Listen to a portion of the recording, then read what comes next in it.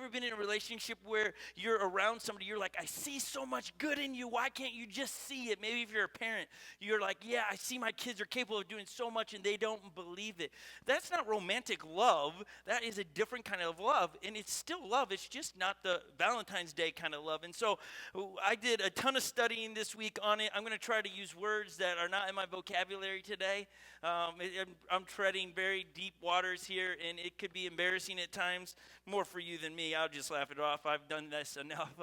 I'm going to use Holly's and my story to illustrate it. Yes, we're going to tap into a little bit of the romantic side of love, but hopefully to illustrate how you can have a successful marriage. If you're a single person, this is something that, oftentimes when people are single, they start with the question, well, how will I ever know if that person's the right one, or if they're dating? How will I know it's the right time to get married? And people are always trying to figure it out. And the thing I think that scares me the most when people are making decisions is they allow a bank account to determine what they do. Like, oh, when we have enough money saved up, then we will have kids, or we will get married. That's not why you get married. You don't get married because you have enough money saved up, or you don't have kids because you have enough money. I know, I understand the thinking in that, but that can't be why we make those moves. And there is an easier way to figure out, is the timing right to take the next step? Is he or she the right one? We're going to give you all those pieces in, hopefully, a complete story of love. It's like this, right? In Western culture, in English language, we say, I love, like, I've been married for 19 years this May. I love Holly. I do. I love her. But all of you know I love one wheels too, right? What's the difference, right? Like, I'll tell you, man, I love one wheels. I like to float on those. The other day, the kids and I went on one wheels. I love my one wheel. I take care of my one wheel. I bring it home. I give it a bath when we're done riding it. I take care of my one wheel. When there's upgrades for it, I get upgrades for it. My wife, I love her too. I'll make sure that she gets everything she wants. I don't give her a bath. She can still do that, but maybe one day I'll have to. I don't know. Till death do us part, right? I'm in it. Okay, I got it. But it's the same word. In the English language, we use love for I love my wife and I love tacos, all right? And I do. But I don't love them the same. And some of us, we get it. Like, I understand that you love that person different. But when you go back to ancient languages, when the Bible was wrote, early on it was wrote in Hebrew. And when you go back and read some of the words that were in the Bible, it says, one of the famous verses in the Bible is John 3:16, God so loved the world. What love is that? Is it the love kind that I have for my one wheel? Or is it a love that I have for my wife, but that's more romantic? What is that love? And in Hebrew, they use 3 words to describe love. And when you figure out the 3 different words that in the Hebrew language, they describe love as these 3 things, all of a sudden it changes the way you read through the Bible and the way the authors are writing, because they're not just saying love like we use the term. They're actually using it in 3 different ways that together make it a wild explosion in our lives when we have all 3. Sadly, we do life most of the time inside of marriage where we get like 2 of the 3. Some of us only get 1 of the 3. But we don't have all 3 a lot of times in the romantic sense, in those romantic relationships, and therefore we feel like we've gotten a cheap version of love. And we are reminded of the cheap version of love this time of year because all of a sudden romantic comedies and these movies make love look like that's what I need right there. I want to feel that all the time. And there is feelings in love, in romance. There is a feeling, but that also sabotages if you're going to run everything based on feelings. That's a dangerous, dangerous place to be. And so I'm going to teach you 3 Hebrew words today. I'm not trying to say I know more than you. I studied all week on this, okay? And so I'm not coming from like, oh, look at me. I know more than you. Please, if you're a first-time guest today, that is not where I'm coming off of this. And I'm not trying to say I can say these and you can't. Nope. I had to listen to Google speech a ton of times. How do you say, or what's the right way to pronounce that? And so I am coming from a heart and wanting to equip you, single, student, married, with what is love and what are you going to do with it?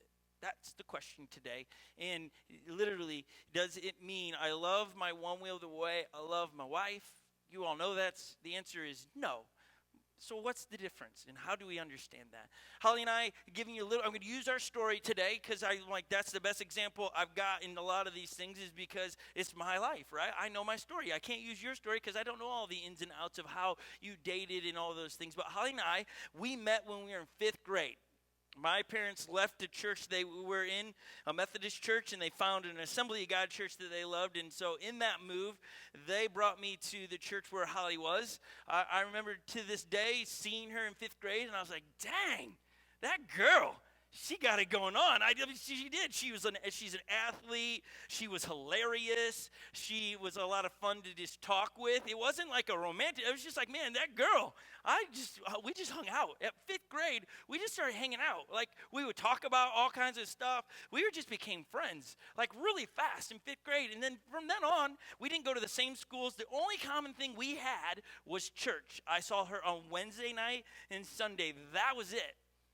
But that formed a friendship that her and I, like, we just laughed. Like, she never dated anyone except for me. I, on the other hand, I dated quite a bit of girls. I mean, when I graduated high school, it's not a good badge to win. But I in my senior year, I was the biggest flirt award graduating high school. That was my award. It's a bit embarrassing, but on the other side, it means I have a good personality. I think, right?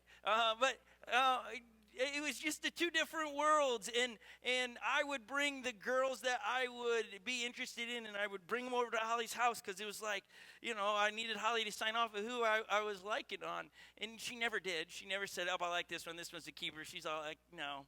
I mean, in her words, back as teenagers, no, this one's an idiot. Nope, that one's an idiot too. Nope.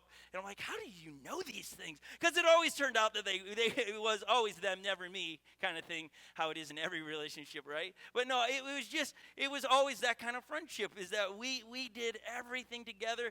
When Wednesday night was over, when we were in high school, I would go straight to her house. Like my friends and I, we would go to Holly's house. We would hang out. Her parents would make us a dinner after church, and we would hang out and just party all the time. If you have middle schoolers and high schools, get them involved in student ministry. I'm not saying that they'll find their wife there, but they're going to get a lot of good friends. They're going to have good times, and you can right? It was a lot of fun. We didn't want to go anywhere else. We were just like, let's go hang out at Holly's house or Robin's house, and we all grew up. The fun bit is that some of my friends ended up marrying Holly's sisters, so my best friends become my brother-in-laws, and it's just been a fun deal. And the whole center of our relationship was church, was God in the middle of it. I know this is unique to us. I'm not telling you that if your life doesn't look like this, you aren't going to have a good marriage or anything. That's not what I'm saying. I'm just sharing our story today. But we started out as friends. And funny, that's one of the words that the Hebrews use to describe love, is friends, friendship. We're going to use a book of the Bible that I don't recall ever teaching from as a youth pastor. It's called Song of Solomon or Song of Songs, okay? It is literally like you read it and you're like, whoa, that's some like I know what that guy's talking about. Like, we're going to read something, you're going to get what he's talking about. It's like, wow. That's in the Bible? Yes, it's in there. You should read it. It's pretty wild. But when the author of Song of Solomon, which is King Solomon, he writes down the journey of what love is. And he is the wisest man to ever live. The authors in the Bible record it that way. So we want to listen to what he has to say. Not that he did it perfect, but that he shares wisdom that we can all learn and have better relationships in the results that we want. And so we're going to jump into the Song of Solomon or the Song of Songs in chapter 8, verse 4. This is just to give you kind of, daughter of Jerusalem, listen, I charge you, do not arouse or waken love until it so desires. Like this one, he's talking about the romantic love. Like, don't wake it up until it's time, because if you wake it up too early, we're going to have problems, okay? Let's not go there yet. Let's not awaken love, because if we do, if we unwrap the whole thing, we're going to find ourselves in trouble. And so then this is as he wraps up his book. Solomon wraps it up. Chapter 8 is one of the last chapters. He wraps it up saying, don't waken the complexity of love until it's time. So the first word that we're going to use today in the Hebrew is raha. R-A-Y-A. Ra. raya. This means friend, brotherly love, soulmate, or friendship. This is how we would say it, but you don't read it with the way it was been translated. It's just love covers this because we assume, okay, love. I can love some of my friends really deeply and not have any romantic connection to them. My best friends, I can love them. We would use the word best friend. That's what raya would be, is best friend. How you would say best friend to somebody, that's what you're saying. In Hebrew, that's what it would be. They're my best friend. Now, I think social media has ruined the idea of best friend. I remember growing up, you just have like one best friend. But nowadays, it's like everybody's just everybody's best friend because we don't want to offend anyone. So, no, you're all my best friend. But they can't be because you're not all connected with everybody the same way. Best friends are like saved for, I share everything with them, best friend. Like there's no secrets. Like they know me for who I am. There's three people, and my wife is number one in that. There's three people I can share everything, all of my insecurities, all the things that I'm afraid of. Those are my best friends. Now, I have some really close friends, but I'm not going to call them up when I'm struggling on something. I'm not going to call them up when I need like some deep needs met. They're bad people. It's just I'm not that close with them. And so we see the word right, like this. In Song of Solomon, he writes, you are altogether beautiful, my darling. There are no flaws in you. This is not a romantic thing that he's writing to his lady friend here. He's like saying, hey, I recognize that you're my good friend and I see no flaws in you, but you begin to see a change. There's a shift. When somebody comes to Holly and I, a young adult, and they'll probably, any of them that have been sat at our table and say, okay, how do you suggest that we date? We always say, well, find somebody that you're attracted to and then start out as friends. Well, how long do I have to be friends? I'm like, I don't know. Like, I can't decide that. Like, you got to figure that out because if you're going to use our time frame from 5th grade to, how old are you in 5th grade? Like 10, 11? What are we, 10?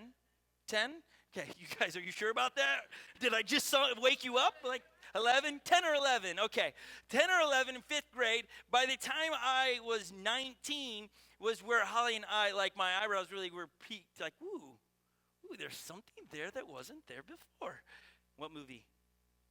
Beauty. Well done. See, this side of the room, you're sleeping. This side got it. Okay. No, but so from 5th grade to there, so we were friends from 5th grade till I graduated high school. Just friends. We tried to date one time for 1 week, and it just did not work out. We were just like, what do we do here? And it was just weird because we didn't talk. We became like we were in middle school all of a sudden. Yeah, that person over there, that's my girlfriend. I don't talk to her at all. But I am dating her. Like, that was the week for us. And we were just like, this is weird. And so she ended it. She broke my heart. It shattered my heart. It's like, I still have nightmares about that moment in my life where she said, no, it ain't working. I was like, what? Okay, cool. Anyways, I still have seen a counselor for it. So I can't define how long you need to be friends. But when a foundation in a marriage is based on friendship is so much better, in my opinion. I'm speaking from what I've experienced. Because I share with Holly everything. If I'm fearful of something, I will tell her. She's often the one going, she'll say to me, she goes, you share how scared you are, like when we were starting the church. Like, I'm like, man, I'm terrified to do this. What if this fails and it's a miserable mistake? And she's like, yet you're still doing this. She's like, I'm baffled by you sharing your fears, but you walk into them. I don't understand that. Because she's like, when I share you my fears, it's like I'm paralyzed. I don't move. I just sit here and it's like, I can't do that. You share their fears, and then the next minute I look back and you're doing what you were afraid of. She's like, it doesn't make sense. Like, with the one wheel, I'm like, ooh, to drop off that, I think I could break something. And then all of a sudden, I'm zooming off of it and I'm just dropping off. She's like, I don't understand that. You just told me you were afraid to do it. I was like, because I can't, it's something, like in my mind, if I got fear driving something, I can't be trumped by fear. So I'm like, I got to do it. If I break myself, well, at least I face my fear. But I will tell Holly everything. She's the first one to know. Now, sometimes I've made a mistake in, like, Jay will call me, and I'll tell him first, and I won't tell her right away. And she's like, "You told somebody else this before, didn't you?" I'm like, "Why? How do you know?" She's like, "Because you didn't give me all the details. You just gave me like tidbits, the highlights of it. You told somebody." I was like, "Well, Jay and I talked a little bit." She's like, "That's my brother. How does he get in on this first?" And the deal is that because we're friends, and we have that relationship there. So if you're single and you're going to get in a relationship, start out as friends. Don't get into the romantic piece. You know this, that the romantic piece, the physical touching, is meant to stop at sex. So the minute it starts, by nature, it's just to end in sex. So the minute you hug or hold a hand, you just started it. It is designed to end in sex. Did you know this, that the first song to ever take love and make it into a physical, touching thing was the Beatles, and it was I Want to Hold Your Hands. A great song. But you know what? That generation of parents that listened to the song, they were totally offended by it. That's why the Beatles at the time, I mean, you think about it, hold my hands, what? I just want to hold your hands. It's like parents today are like, I would die for that kind of music to be sung right now, right? Because that is not what's being sung. But parents were in outrage because all of a sudden the Beatles came and said, love isn't a feeling, it is a physical thing. It's crazy, right? I want to hold your hands. Ever since I learned that, it ruined the song for me just because every time I hear it, I'm like, it's such a great song. But then I only think about that. I was like, this is the song that started people singing about love as a physical touching thing. But it is designed to end in sex. That's the way it is. So the longer in a relationship, I know I'm speaking to our young adults and teens, the longer you can avoid that, the much easier that relationship is.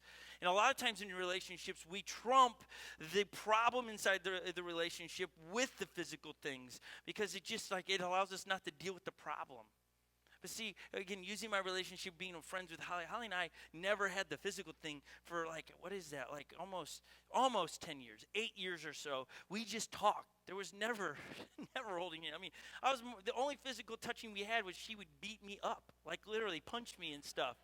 And she would literally say to me, "What, you're not going to hit me back?" I'm like, "You're a girl. If I hit you back, no, I can't do those things."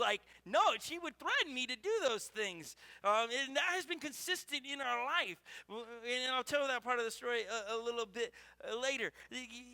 When you are early on in a relationship, any relationship, that you say, I love somebody, do you have the raya kind of love, the friendship kind of love? The next love transitions you from just Raya, the friend, my best friend, to this is one of my favorite ones, Ahava. That's so fun to say, Ahava. I mean, it'd just be fun to say. And it is spelled A-H-A-V-A, Ahava. And this love is a deep affection, the desire to be with someone so much that your heart hurts. It's when your mind and heart are in line and you can't stop thinking about that person. That's how you know all of a sudden ahava has been initiated. And some of you, if you're married, I hope you're processing this going, oh, that's where that happened. We started out as friends, and maybe you would call the friendship part, we dated for a while, but there was a transition to ahava. And you're like, all of a sudden, I'm kind of interested in them. The best place that I can think of, one of the illustrations that we talk about, let me give you an illustration in the Bible about, if I can go back to Raya really quick, is where David and Jonathan, there's a portion in 1 Samuel chapter 18 where Jonathan and David, they talk about how great friends they are. Really, they were just like, we're soulmates here. We're knitted together. And you can find that in 1 Samuel chapter 18, and they talk about, that's my best friend. I'm with him heart and soul. There was no romance there. It was just a great illustration of that's how that's how great friends. That's what, if you're not talking about romantic side, but what kind of friend are you? Are you the kind that I'm with people? That's my friend. And when I say I'm friends with them, it's a version of a love I would say with them. I'm not using them from something.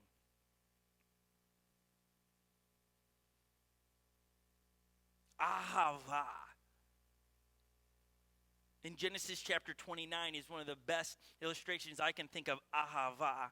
which is a commitment to somebody, a strong point. And you can read this in Genesis chapter 29, verse 16. It's a story of a woman named Rachel, Jacob, and Rachel's sister. Please write it down and go read the story. It's like one of those stories you're like, that really happened. It's a wild story.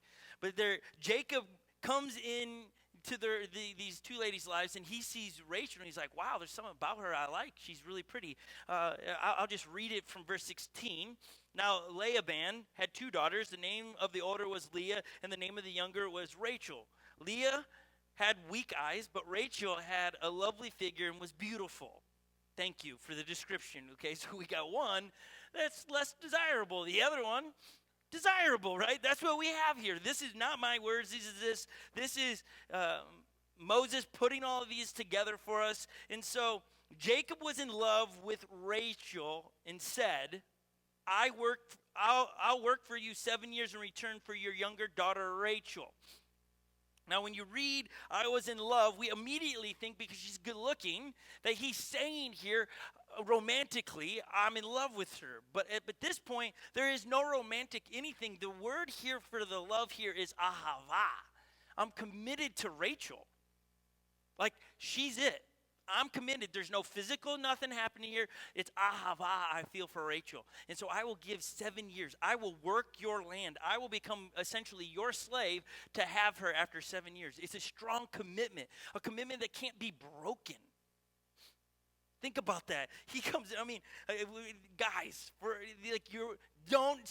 just look at me, okay? Because I'm about to ask you a question. Look at me and keep your face straight, okay? Because if you give some kind of, nothing, your wives are going to think something, okay? But I'm going to ask you, would you do this? Would you, before you got to marry your wife, say to your wife's dad, I will work your house for 7 years to get your daughter? Don't. Some of you are squirming. Don't do that. Like some of you are like, well, I might have negotiated somebody else for less time. I don't know, but here we have. Now listen to this. This is hava at its best. Okay. I don't know what happens in the next part. So Laban said, "It is better that I give you." Oh, I'll make sure I didn't skip ahead before. Yep, so he goes, it's better to you that I give you to you than some other man. Stay here with me. So Jacob served 7 years to get Rachel. But that seemed like only a few days to him because of his ahava for her. His commitment. He's like, 7 years, brilliant, so good. Okay, I got it. I remember Holly and I, when we graduated high school, we did a program where we were together for 3 months, and then we were all split on different teams, and we traveled across the United States. At one point, I was in Galesburg, Illinois, and she was in Ottawa, Illinois. I know in Minnesota you don't know where those are, but it's equivalent of going from here, driving from here to Nisswa. Okay, that's the distance. Okay. Holly and I knew that we had Raya. We were great friends. We were, back then, this was before texting all the young people in the front, okay? This is going to be old school, okay? This was before texting. Email was not a thing. We would write snail mail letters to each other, like old school, like you see in World War I films, right, kind of deal, right? We still both have them. They're bundled down, just wrapped up. There are letters that we wrote for 2 years straight. We wrote every week. Whoever was into each other more wrote more. It was probably me. But, she would have to decipher my scribbles and misspelling. Poor woman. And she still married me. But we would send it off to each other, and we would be all over the place sending these, right? We'd send postcards because we would be in different places. Well, when we were in Galesburg, and she's in Ottawa, I was like, I can drive that. That's 2 hours. I just want to go hang out with her. We're trying to figure out this ahava thing. Like, I'm committed to her, but is this, after we graduate this, is there more? Is there the next piece kind of deal? It's like, so I'm committed to her, but am I that committed to her? And so we get done working that day at the church, and I have dinner with my host home, and then it's 8 o'clock, and I make the 2 hour drive. Love makes you do dumb things, okay? So I make the 2-hour drive. I leave 8 or 9 at night. I remember we arrived at a Dunkin' Donuts in Ottawa. Because, again, I'm not going to make her drive through all these back roads. We drive through the night. We show up to a Dunkin' Donuts, and we stayed there. I mean, we didn't go anywhere. We were just in Dunkin' Donuts for hours. Like, I didn't return home until like 6 or 7 in the morning, kind of. We were just at a Dunkin' Donuts. It was open for 24 hours in Ottawa. Truckers are coming in and stuff, and we were just sitting there talking about everything. We didn't need to go anywhere. We just sat there and talked. She got to go home and take a nap. I went back to the church to wake up the next day. Well, I didn't even wake up. I just changed clothes and went into the office. I didn't sleep a wink because I drove around. I actually got pulled over on the way back, because the guy was like, what are you doing out so late? And I was like, well, I went to see my friend in Ottawa. Where are you headed? Galesburg. And there was just like this weird deal. I always get this problem with policemen. But I remember getting pulled over, and he's like, asked me the question, do you like her? Do you like the girl you went to see? I was like, I think so. And he goes, is she worth 4 hours to go drive? I go, I'd do it again tomorrow. And that began, like, just a conversation with a cop who, he was genuinely nice. I must have probably swerved or something. He just pulling over, doing what his job is. And I just was like, all of a sudden it started going, okay, I got ahava. I'll drive to go see. I would move mountains for her. Still today, I would move mountains for her. I will cook breakfast for her. I'll do whatever she wants me to do. I'm committed to her. When she tells me she's got dreams and whatever they are, I'm like, how do we help you get that? When she's like, hey, I'd like my pictures hung, it's like, okay, I don't have a honey-do list. She just starts, I think maybe, she's never asked me to do something. She just says it, and I'm like, okay, I'll take care of that. Now, good thing is I don't tell her when I'm going to take care of it. It might not happen the next day. It could be the next year. But I get to it, okay? It gets done. It gets done. It does. It does. It just, I don't know what triggers things in my mind. She probably wonders the same thing. Like, why did you think about doing that today? I'm like, I don't know. I just came past it, and I stubbed my toe on those 4 pictures that spell love. I thought, let's get those up on the wall. And so I hung them a couple weeks ago, and they were in our house for like 4 months. Thank you, Amy, for the pictures. So Raya is the best friend, the brotherly love kind of deal. Ahava is I'm committed to. And then the last one, let me read this from C.S. Lewis really quick. He wrote this. He goes, don't waste your time bothering whether you love your neighbor. Act as if you did. As soon as we do this, we will find one of the greatest secrets. When we behave as if we loved someone, you will presently become to love them. If you injure someone you dislike, you will find yourself disliking him or her more. If you do him or her a good turn, you will find yourself disliking him or her less. C.S. Lewis writes that. In Mere Christianity, I think it is, he writes that. Such a great thing. It's like talking about, okay, if you're struggling to, again, in the context of these two things, people at work, you're struggling to love them, stop talking bad about them and do some good for them, because you'll start to change, it'll change your heart. It will change you. Okay, to give you a little bit more knowledge on Hebrew before we get to the last word. Hebrew words typically are broken into 3 parts. This is why it's complex with Hebrew words, okay? So you've got this ahava. And a Hebrew person would go, there's 3 parts to that word. It's not just one. Like we use love, and it's just one. It's all-encompassing for everything. Popcorn and my wife, I love them. It's wonderful. No, where they would use different words. They wouldn't use any of these 3 words to explain loving products, okay? They wouldn't go, Araya, my one wheel. They wouldn't say that. There's something totally different for that. But when you go to ahava, the root term is the H, or the A-H-A-V, so ava, I think is how you say it, or have, I don't know, you get it. It's there somewhere. But it means to give. And not to just give, but to if you truly have ha-ha-va, is to and that is true love, is to give everything. It's not about receiving. To know if you have ha-ha-va for someone is to give unconditionally, no strings attached. That is not somebody you're romantically involved in. It's ahava is to give unconditionally. It's John 3:16 is ahava. God so loved the world. God so ahava the world. He was so committed to the world that he gave everything he had. That's how it would be read in the Hebrews. It would say Yahweh instead of God. But so you got Yahweh, so Hahava, the world. Committed to. That's the best example. So the love that you have for your spouse or someone that's you're saying your best friend, are you committed to them? Meaning you don't ever run from them. Failure or quitting is never an option. Giving up on the relationship's not an option. Ever. Ever, ever, ever. That's ahava. God is not sitting up there going, you can lose my love. He's never going to do that because ahava is I'm committed to you. God is committed to you. No matter how bad your past is, he's committed to you. That's the beauty of God, is that he illustrates ahava the best. We don't have illustrations typically in this world because as humans, our ahava has limits and it runs out and all of a sudden we're like, I'm done. You have done me wrong far too many times. I give up on you. If you truly have ahava, you don't give up on anyone. My dad and I have not spoken for almost 2 years. 2 weeks ago, he had a series of strokes, like 5 of them. Was in the hospital, and he still didn't want me to come.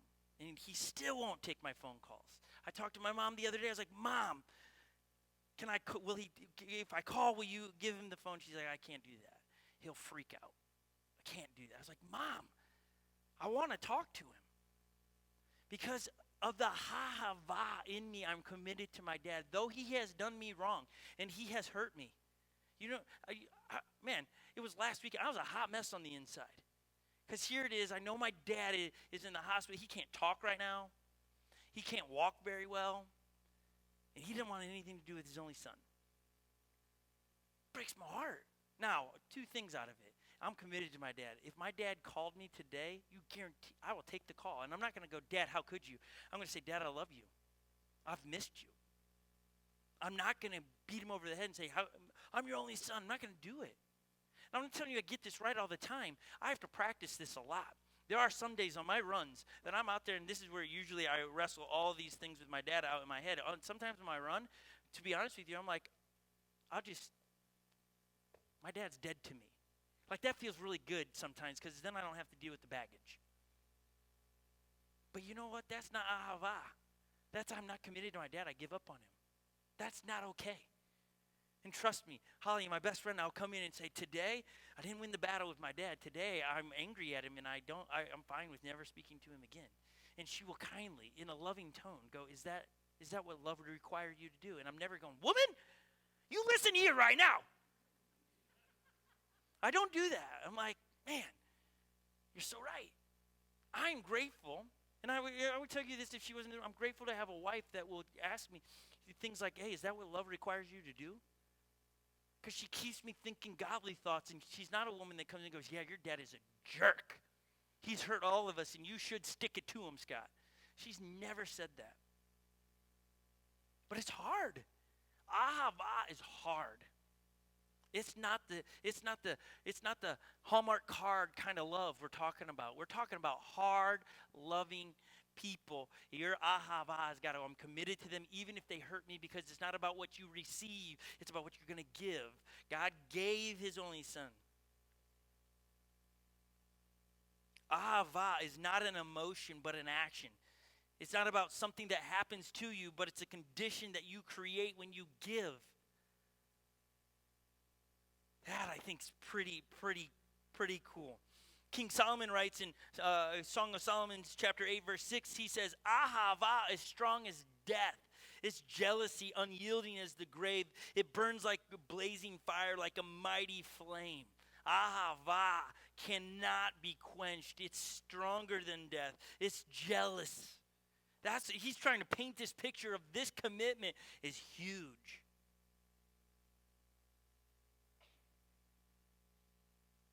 It's wild.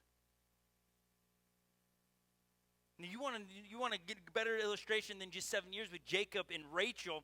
If you go back to the story in Genesis chapter 29, there's a wedding night happens. Apparently, this is not in the Bible part here where we're reading, but I've just got to assume that Jacob got trashed on his wedding night, because what is about to happen?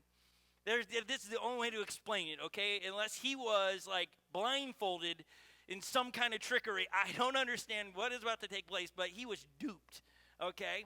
He worked the dad's land for 7 years, right? Wedding night happens, okay? And all of a sudden, the other woman is brought into his chambers, and he sleeps with her. Leah, the one that wasn't as desirable, has a eye problem, right? Right? That lady? Yeah, he wakes up and he's like, whoa, what did I just do here? How did this happen? Okay, seriously, it's in the Bible, okay? Okay, I'm just gonna read it so you don't think I'm like making this up. Jacob said to Laban, give me my wife, my time is complete, and I want to make love to her. So Laban brought together all the people in the place, and they had a big feast. But when evening came, he took his daughter Leah and brought her to Jacob, and Jacob made love with her. And when Laban gave a servant to the daughter to attend it, when morning came, there was Leah. So Jacob said to Leah, what is this you have done to me? I would be saying so much more than that, okay? I'd probably first be like, what did I do to myself? Like, how does this happen? I don't know, okay? It must have been good wine. I do not know what happened. It's just craziness is ensued here, okay? But listen to Jacob, okay? This is what he turns around and goes back to the dad, and he goes, okay, listen, good one. You pulled a fast one on me. You gave me the one with the lazy eye. I see what you did there. Well done.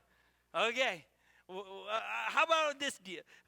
You give me Rachel, who you said, and the deal gets struck again. Okay, I'll give you Rachel for another 7 years. Now, either the dad is a genius and is getting 14 years of unpaid servanthood to, I'm making fun of it, but it's like, what is happening here? And Jacob goes, okay, Rachel's worth 14 years of me serving you. That's how committed, that's the ahava this guy had for her. That's intense.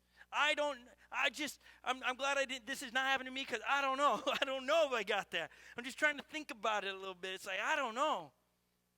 So let's review really quick as we wrap this up. Raya is great friendship. Ahava is committed to making the decision to join a life. I'm committed to you. We're knitted together. Then you have Dode. D-O-D. Dode. Love. This is the third way they explain it. This is where, if you translate like erotic from, this dode is where it comes from, okay? That commercial we played earlier, those are Greek terms for love. The Greek translated the Hebrew into their words, and then we just in English words were like, let's just simplify this and make it one word, love, circles all of that. And it just doesn't do it justice. We got dode. Dode means to carouse, to rock, to fondle. That's what dode love is. I know it's descriptive. Song of Solomon, you just wait for it here. Proverbs 7:18. This is where it says love in English, but it means this. Come, let us drink deeply of dode till morning. Let's enjoy ourselves with dode. So where dode is, we would read it love. And this is King Solomon writing the Proverbs here. He's trying to say, no, let's take advantage of love, the romantic piece all of a sudden. But when he's writing this, it is all after the raya and the ahava, then dode.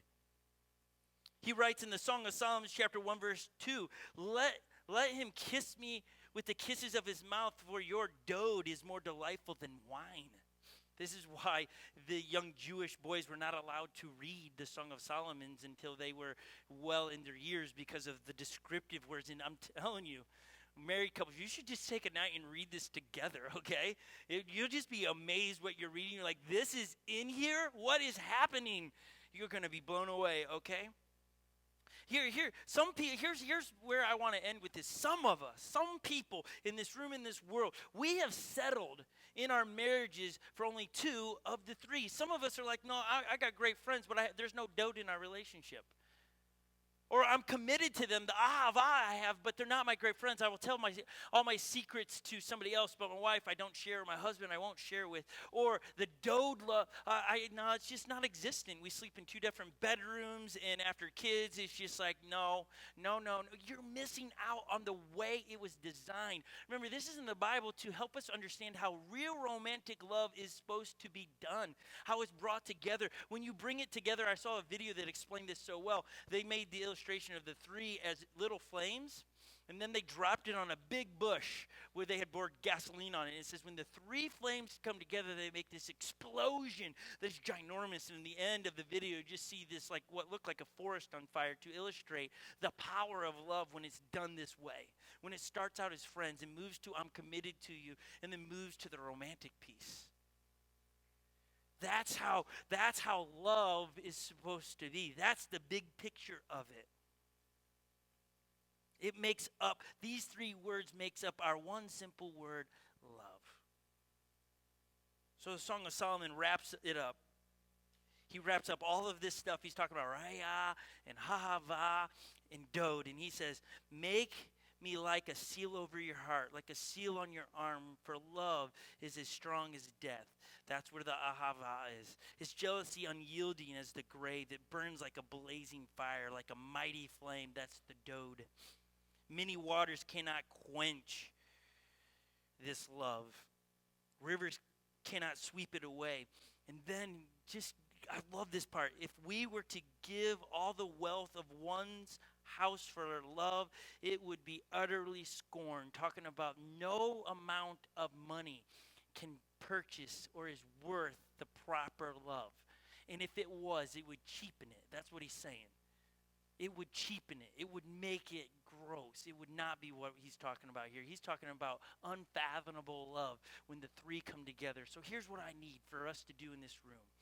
Those that are single, you want to know when it's time to get married, or those that are in a dating relationship, when the first two are burning, like I'm committed to this person, I'm with them heart and soul, you don't need to figure out if there's Dode, okay? It's funny how you just get two people together, they figure that part out, like that's not part of it, okay? Wait till marriage, it's nature takes its deal, okay? Trust me on it, okay? The other two is when you figure those two out, and you're like, that person I can't live without. Brilliant. If it's, I just need their sex, way wrong. That's where our culture is. One night stands. Affairs are just Dode love. Two people that, woo, hot together. Yeah, whoa, this is great, Dode. And there's no I'm committed to you. That's why people are hurt. And baggage of people coming into adulthood because they're just hurt by it. There was no Raya or Hahava. It's just Dode. And when we get it done like that, it hurts us. It's not designed like that. And so today, I hope that something is sparked in you. Maybe as a married couple, you're like, we need more ahava. We need more raya. Or we need more Dode.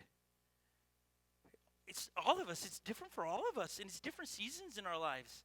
Holly and I, there's different seasons in our lives where we're like, oh my gosh, we haven't sat down and talked just as friends in a long time. When we start talking about, oh yeah, when the kids all move out, it'll be great, we can talk. Then we're like, oh, we haven't done that in a while, we probably should sit down and talk. You got to make sure you're always checking the bars, the meters in your relationship and marriage and relationships. So, if you're not even dating yet and you're like, who am I going to date? To my teenagers. To the students, start out as friends. If you're not friends with them, don't date them. If you don't know them, you just like they're hot, see if you like them. Because here's the truth. After 6 months of dating is where you get the real person. The girls stop wearing deodorant or makeup, and the guys stop wearing deodorant, right? Guys, when it's our first date, woo, I got to shower, I better shave. Girls shave their legs and stuff, and then after 6 months, you're like, what? You got hairy legs? Yeah, this is the real me. They show up in sweats and they burp at the meal, right? It's a real deal. The beauty is Holly was doing that way before all that. There was never a 6-month deal. I married her that way. I remember at camp, she was one of the girls that burped the loudest, okay? And I was like, that woman, she stole my heart right there.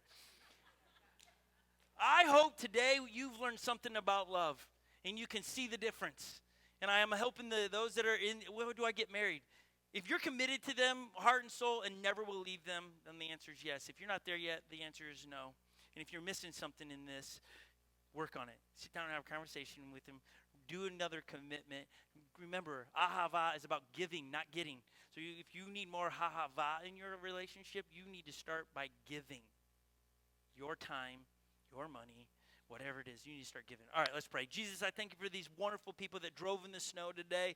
I thank you that they would sit here and listen and be inspired. I hope that today they're examining just their friendship love, their commitment in love, and those that are married, the Dode. That we would look at all of this and we would have that complete love that we just learned about today. And those that are on the fence, do I get married? What do I do? That you would take them along the journey and they would know without a shadow of doubt when it's time. And those that are students that inevitably will be dating, may they tuck in their heart where they will start as friends with whoever they date. If they don't know them, they won't date them until they've been friends for a while. I ask that you would seal this in our hearts today, that we'd walk out of here and just see love differently for the world, that we'd be able to understand the differences. Jesus, I absolutely love you. In your name,